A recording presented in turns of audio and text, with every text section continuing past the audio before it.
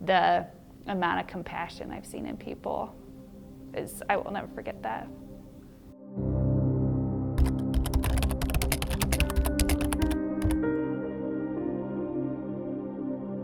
Hi, I'm Beth Parilo. I am a bedside nurse RN at St. Luke's UnityPoint Health here in Cedar Rapids, and I've worked here 10 years, all in the ICU. We are seeing patients mostly that come down either on a ventilator from an outside hospital or from the floor that they've been on for a week or so, coming down to us sick and needing to get the ventilator put in. So most of our patients are sedated, not awake, many medications to keep them compliant with the ventilator. A lot of them are in kidney failure, so are on dialysis.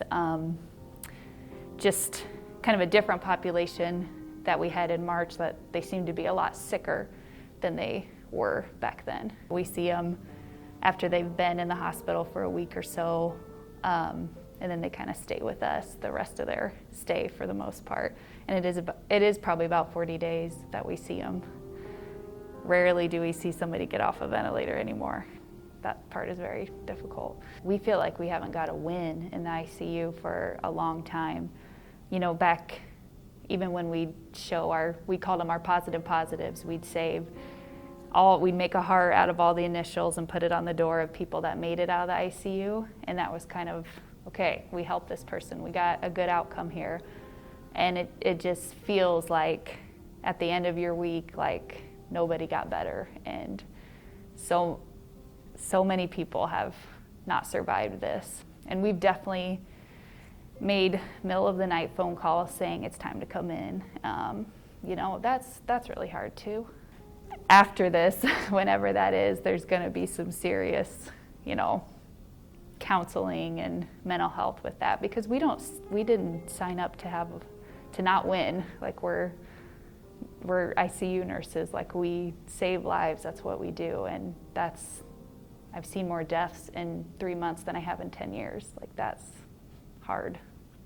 We've never experienced this before, all of us I've even asked nurses on the end of their career, have they ever experienced something like this, and they haven't. So I think it's hard for us to know when to ask for help, how to ask for help, how to work through all of this.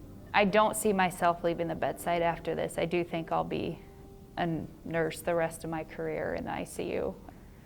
I don't want anybody to think we're making anything up, that we're whining, that we're busy. We're used to being busy. I would not work at a place that wasn't busy. I wouldn't want that part, but I want them to understand how serious it is and how much different it is now than it was in the spring.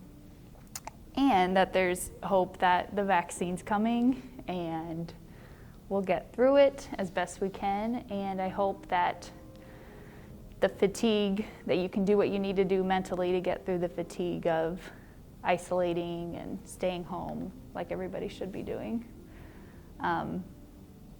We're all doing the best we can, and we just want people to get better. We want to win, and we want this to get over as quickly as possible.